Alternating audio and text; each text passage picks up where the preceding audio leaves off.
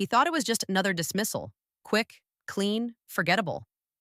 I nodded, smiled, and asked for one small thing. Could you confirm that by email? 3 days later, the CEO stopped mid-sentence on clause 4.2, and suddenly, no one in that room was breathing normally. My name is Ellie, and if you'd asked anyone on the fourth floor 3 months ago who held the team together, they wouldn't have hesitated. They would have said my name, with that casual certainty people reserve for things they assume will never change, like the hum of the air conditioning or the flicker of the hallway lights that always lagged half a second behind the switch. That morning felt different from the first sip of coffee. It wasn't the kind of difference you can point to. Nothing obvious. No broken systems, no tense whispers. Just a strange stillness, like the office had inhaled and forgotten how to exhale. Even the glass walls of the meeting room seemed colder, reflecting fragments of people who were already pretending not to notice something shifting beneath the surface. I should have trusted that feeling.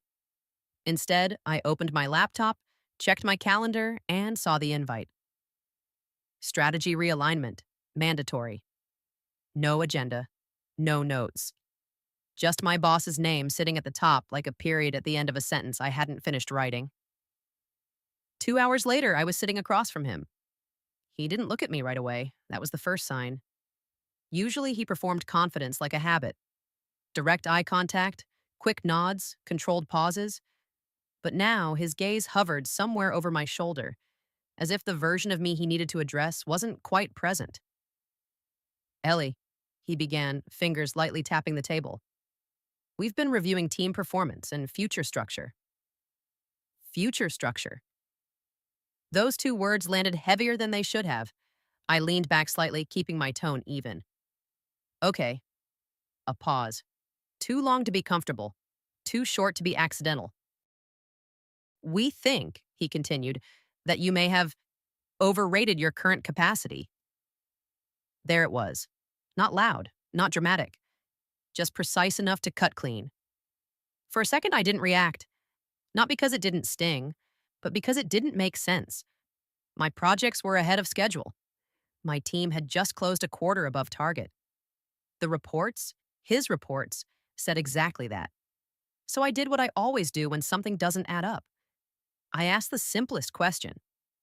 What does that mean for the team? He exhaled, almost relieved I hadn't pushed back. We're transitioning leadership, effective immediately.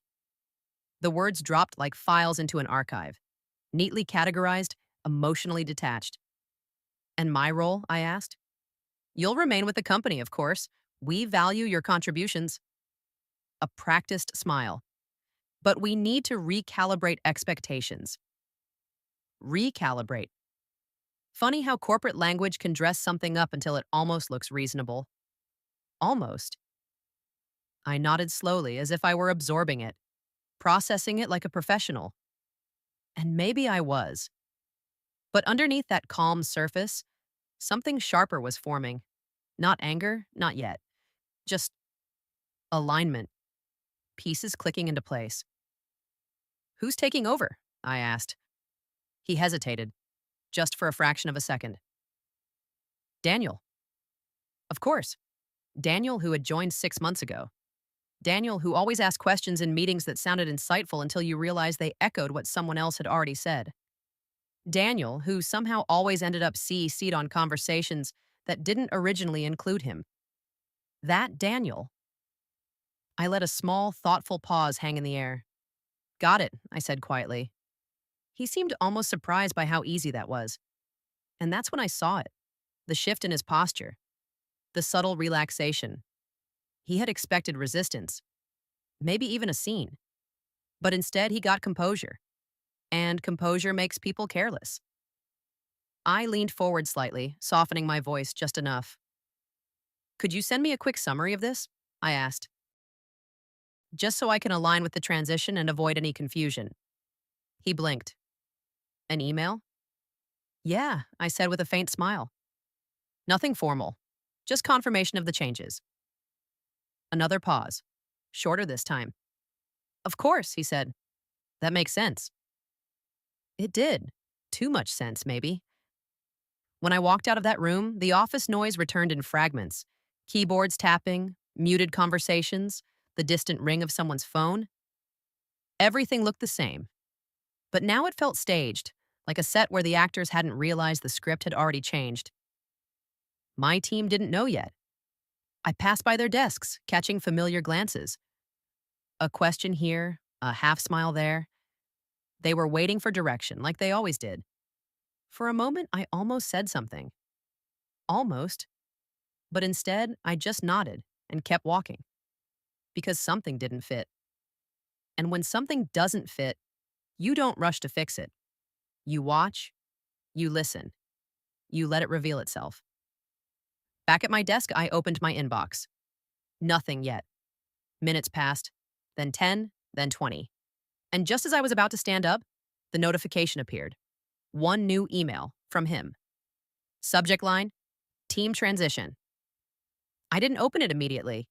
Not because I was afraid, but because I wanted that moment to stay suspended, just a little longer.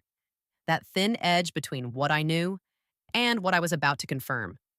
Because once something is written, it stops being flexible. It becomes evidence. I clicked. And as my eyes moved down the screen, one sentence made everything else fade into the background. It wasn't what he said. It was how he said it. And more importantly, what he didn't realize he had just put in writing. I leaned back slowly, feeling something shift. Not in the room, not in the company, but in the balance. If I had walked away without that email, none of this would have unfolded the way it's about to. And the strangest part, he sent it in under 3 minutes. Almost like he didn't think it mattered. That was his first mistake.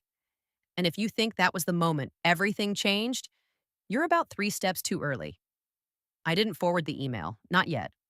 Instead, I read it again, slower this time, like you reread a message that feels harmless on the surface but leaves a faint echo you can't ignore. The kind that sounds normal, until you start noticing the rhythm underneath. Effective immediately. Reassignment of leadership responsibilities. Ellie will continue in a supporting capacity. Supporting. That word lingered longer than the rest, like it didn't quite belong in the sentence it had been placed into. I almost smiled, not because it was funny, but because it was predictable. When people rush to formalize something they don't fully understand, they lean on language that sounds safe. But safety, in writing, is an illusion. I scrolled back up, then down again. There it was. A small reference, almost invisible if you weren't looking for it. A line tucked neatly between 2 generic statements, like a quiet passenger riding unnoticed in a crowded train car. In alignment with internal review findings and contractual role scope. Contractual. My fingers paused above the trackpad. That word didn't belong to him. Not really. He wasn't someone who thought in clauses or boundaries. He thought in outcomes. Optics, quick decisions dressed as strategy. So why was he suddenly referencing scope? Unless... No. I minimized the email and opened another window. My contract. Most people don't reread their contracts after signing. It becomes background noise, something filed away with passwords and old documents you assume you'll never need again. But I remembered mine. Not every detail, not every line. But enough. There had been a clause, something unusual at the time, something I had questioned, then accepted because it felt excessive. Clause 4.2. I hadn't thought about it in months, until now. The document loaded slowly, like it understood the weight of what I was looking for. My eyes moved down the page, scanning past familiar sections. Compensation, benefits, confidentiality. Then, there. Clause 4.2. I didn't read it all at once. I couldn't. My brain caught the first line and stopped, like it needed confirmation before continuing. Any reassignment of leadership responsibilities resulting in material change of role must be accompanied by... I sat back. Not fully, just enough to create distance between me and the screen. Written acknowledgement and executive level review prior to implementation. Executive level review. A quiet phrase, but it carried weight. The kind of weight that doesn't make noise until it lands in the right place. I went back to his email. He had confirmed the reassignment, Clearly, directly. No ambiguity. But there was no mention of review, no approval, no escalation. Which meant one thing: he hadn't followed the process. And more importantly, he had documented that he hadn't. A strange calm settled over me then. Not relief, not satisfaction, just clarity. Like standing in a room where the lights suddenly turn on and everything looks exactly the same. But now you see the details you missed before. I checked the timestamp again. 3 minutes. That's how long it took him to write something that would outlive the conversation. 3 minutes to turn a decision into a trail. I closed my eyes briefly, letting the silence settle. This wasn't about proving him wrong. That would have been too simple, too loud. This was about understanding what he thought he was doing versus what he had actually set in motion. Because there's a moment right after someone underestimates you when the balance shifts quietly. Not in your favor yet, but away from theirs. And that space, that's where everything starts. A soft knock on my desk pulled me back. It was Daniel, of course it was. Hey, he said, leaning slightly closer than necessary, like he was already adjusting to a new version of himself. I guess we should sync later, just to align. Align. Another word trying too hard to sound neutral.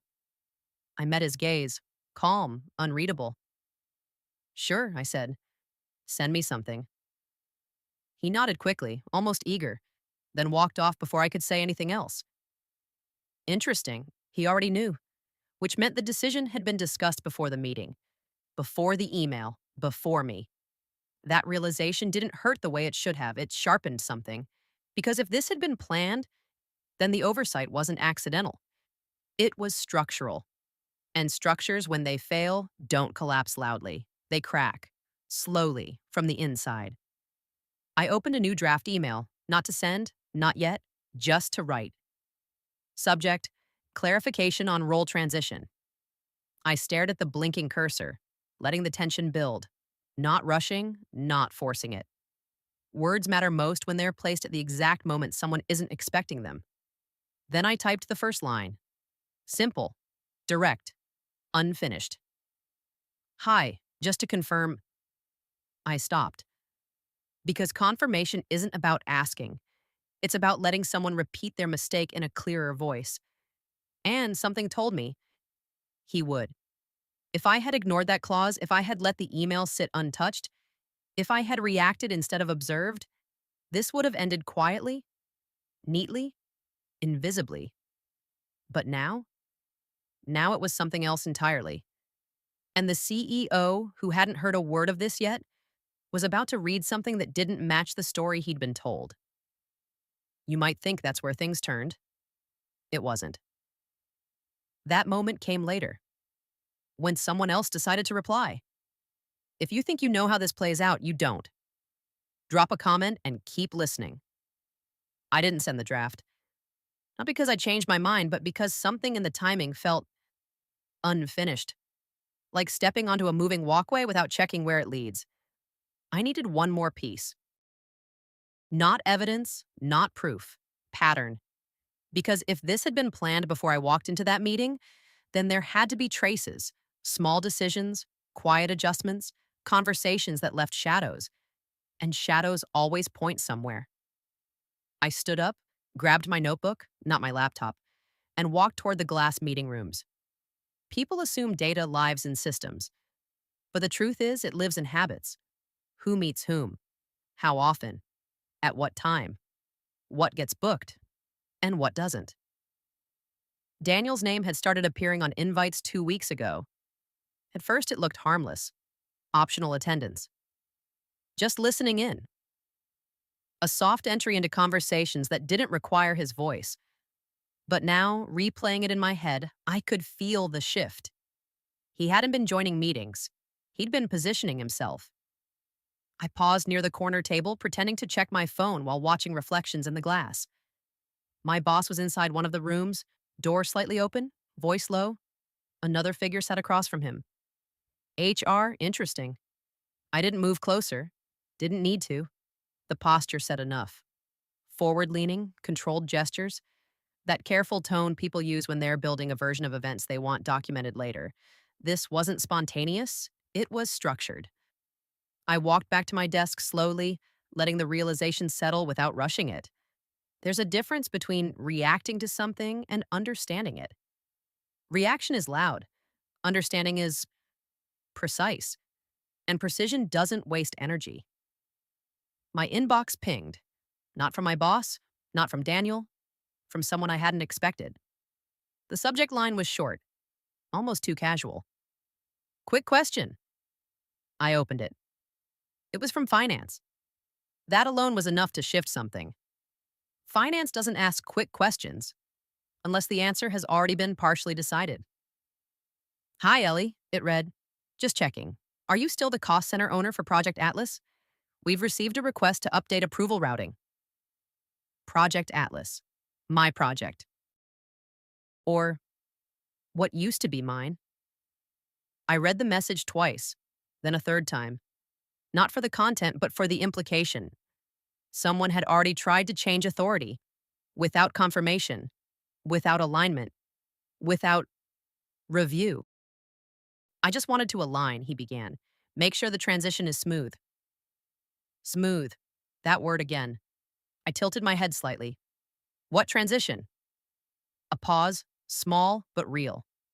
He blinked once, recalibrating. The leadership shift from you to me. Direct, finally. I let a quiet moment stretch between us. Not challenging, not agreeing, just space. Right, I said calmly. And what does that include? He hesitated, longer this time. Ownership of the team, projects, strategic direction. Broad, vague, unconfirmed. I nodded slowly as if considering it. Makes sense. Relief flickered across his face. Too quickly. That's when I leaned forward slightly. And when does that become official? I asked. Another pause. This one heavier. I mean, he said carefully, it's already in motion. In motion, not approved, not finalized. Just moving. I watched him for a second, then nodded again. Got it, I said. And I meant it because in that moment, everything aligned. Not the way he intended, but the way reality actually worked. He believed the decision had already been made, but the system hadn't caught up. The documentation hadn't aligned. The process hadn't been completed, which meant one thing. He was standing on something that looked solid, but wasn't. We wrapped the meeting quickly after that. No conflict, no confrontation. Just polite sentences and unfinished thoughts hanging in the air like wires waiting to connect. As I walked back to my desk, I didn't feel angry. I felt certain. Not about the outcome, but about the direction. Because now I had more than an email. I had timing, sequence, behavior, and most importantly, a gap. The kind of gap that doesn't look dangerous until someone important notices it. My screen lit up again. Another email. This time, CC'd, my boss, Daniel, finance, and one more name. The CEO. No subject line, just a reply. I didn't open it immediately because something told me this wasn't a question, it was a shift. And once I read it, there would be no going back to how things looked this morning. I opened the email. Not slowly this time. There are moments when hesitation feels like control, and moments when it feels like denial. This wasn't the first kind. The message was short. Too short. No greeting, no softening phrases, no corporate cushioning. Just one line from the CEO. Can someone clarify how this aligns with Clause 4.2? That was it. No punctuation at the end. Just a quiet drop into the thread, like a stone into still water. And yet, the ripple it created was immediate, invisible, and impossible to stop. For a second, nothing happened. No replies, no typing indicators, no sudden movement across the office. But the silence felt different now. It wasn't empty. It was listening. I leaned back in my chair, eyes still on the screen, letting the weight of that sentence settle. Not because it was aggressive, it wasn't, but because it was precise. It didn't accuse. It didn't assume. It asked. And the right question, asked at the right level, doesn't need volume. It creates pressure. Across the room, I noticed my boss stand up abruptly from his desk. Not dramatically, just faster than usual. His phone in hand, his expression carefully neutral, but his steps slightly out of rhythm, like someone trying to walk normally after missing a step on the stairs. He didn't look at me. That was the second sign. Daniel, on the other hand, froze for half a second before leaning closer to his screen. His confidence, so carefully arranged earlier, shifted into something quieter. Not panic. Not yet. But awareness. Because now this wasn't internal. It wasn't a conversation you could reshape in a meeting room or soften with tone. It was written. And more importantly, it was visible. My inbox remained open. The CEO's line sitting at the bottom like an unfinished sentence waiting for someone else to complete it. Minutes passed. Then one, then two. Still nothing. And that was the most telling part. Because in corporate life, speed often signals control. When someone knows the answer or believes they do, they respond quickly, confidently, filling the space before doubt has time to grow. But delay means recalculation. My boss finally started typing. I could see it, not directly, but in the way his shoulders tightened. The slight forward lean, the pause, the delete, the retype. A rhythm of someone trying to shape a response that didn't already exist. He was building it in real time, and that's where cracks form. Another notification. He had replied, I didn't rush. Not this time. I let 3 seconds pass, then 5. Then I opened it. Thanks for flagging. We're currently reviewing the transition and ensuring alignment with all contractual obligations. We'll revert shortly with full clarification. Careful. Too careful. The kind of sentence that tries to sound complete while saying nothing at all. I read it again. Currently reviewing, which meant it hadn't been reviewed before. Ensuring alignment, which meant alignment hadn't been ensured. Will revert, which meant there was nothing concrete yet. Every word was doing double work, answering the question while quietly confirming the problem. I didn't move, didn't type, didn't react, because this wasn't my moment. Not yet. The CEO responded again, faster this time. Please include legal in the review. Short, final, non-negotiable. And just like that, the scope expanded. This wasn't about a team anymore, or a title, or even a decision. This was about process. And once legal steps in, the story stops being flexible. It becomes defined. I felt something shift in the room. Not physically, but perceptibly. Conversations lowered, movement slowed, like the office itself had sensed a boundary being drawn somewhere above all of us. Daniel stood up, walked toward my boss's desk, then stopped halfway, as if reconsidering whether proximity would help or expose him. He turned slightly, pretending to check something on his phone. A small movement. But it said everything. Because confidence walks directly, uncertainty circles. Another email, internal, from legal. Received. Reviewing documentation. Please share any formal communication related to the role reassignment. Formal communication? I glanced at my screen. At the email, the one I had asked for. The one he had sent in under 3 minutes. It sat there quietly, no longer just a message, but a piece of the process that hadn't been followed. And now, it was exactly what they were asking for. I didn't forward it immediately. Again, not hesitation, timing, because sending something too early can look reactive. Sending it at the right moment looks like alignment. Another minute passed. Then my boss replied to legal. We will compile and share. We. Interesting. I waited until the thread paused again, until the silence returned, not empty, but expectant. Then I clicked reply all. No drama, no commentary, just a single line. Sharing the written confirmation referenced above for completeness. And I attached the email. No emphasis, no explanation, just presence. I hit send. And for the first time that day, I didn't watch the screen. I closed my laptop halfway. enough to dim the light, but not shut it off completely. Because what mattered now wasn't what I said, it was what had already been said, and how it would be read. Across the room, my boss sat down slowly, not abruptly this time, carefully, as if the ground beneath him had shifted just enough to require balance. Daniel didn't move at all, and somewhere, on another floor, in another office, someone was reading, not quickly, not casually, but line by line, including clause 4.2. If you think the outcome was decided the moment that email was sent, you're still missing the most important part, because clarity doesn't end a story. It reveals what comes next. There's a peculiar kind of silence that follows exposure. Not the loud kind, the one filled with whispers and sideways glances, but the restrained, almost respectful quiet that settles when everyone realizes something official is unfolding.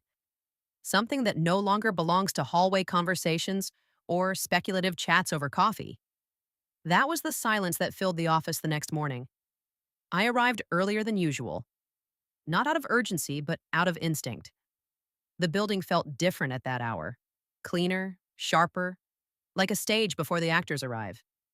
Even the light seemed more honest, spilling across desks without distortion. My inbox was already waiting. 3 unread emails, all from legal. I didn't open them immediately. Instead, I set my bag down, powered on my laptop, and let the familiar hum of the system ground me. There's something steadying about routine, even when everything else is shifting, especially then. The first email was procedural. Review initiated. Documentation received. Neutral. Expected. The second carried more weight. Preliminary assessment indicates deviation from contractual process as outlined in clause 4.2. Further clarification required from management. Deviation. Such a precise word. Not accusation, not error. Just a fact that doesn't fit.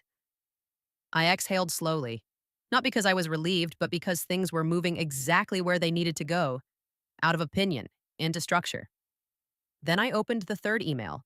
This one was addressed directly to me.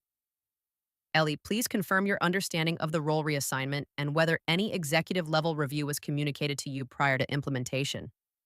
Simple, direct, unavoidable. I stared at the screen for a moment, letting the question settle.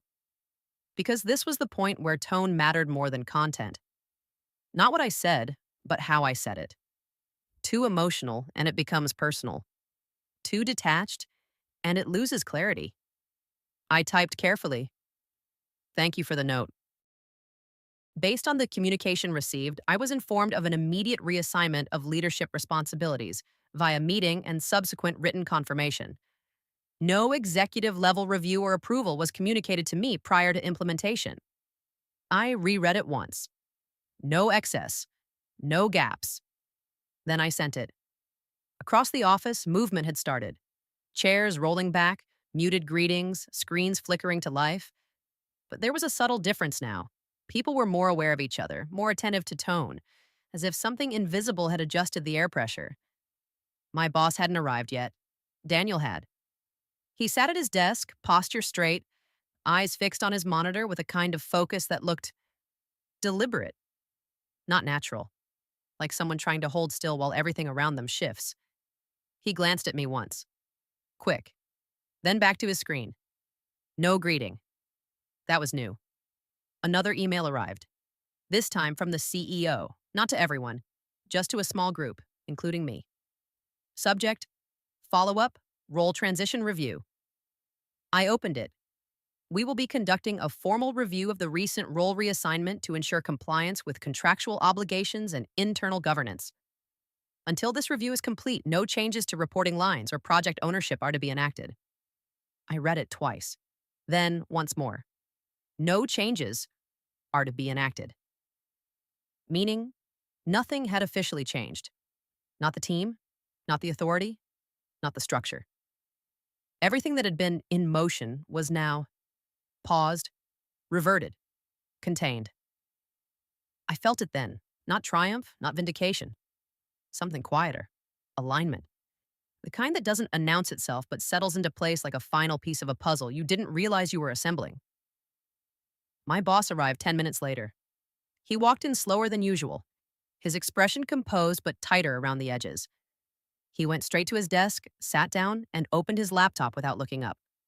No morning greeting, no eye contact, just movement, controlled, minimal, deliberate.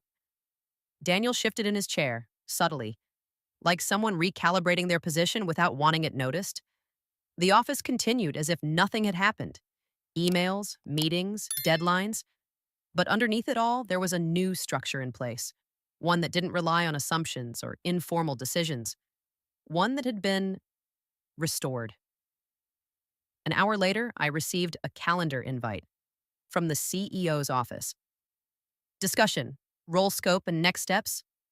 Small group, clear purpose, no ambiguity. I accepted.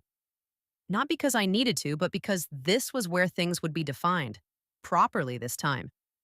Not in passing conversations or rushed emails, but in a space where words carried weight and decisions left a trace. As I closed the invite, I glanced around the office. Everything looked the same. Same desks, same screens, same quiet hum. But the atmosphere had changed. Not dramatically, just enough. Like a shift in temperature you only notice after you've been standing in it for a while. And that's the thing people don't tell you. The moment someone underestimates you doesn't feel like a victory when it turns. It feels like clarity. Because you didn't raise your voice, you didn't fight, you didn't force anything. You simply asked for it to be written. And once it was, everything else followed.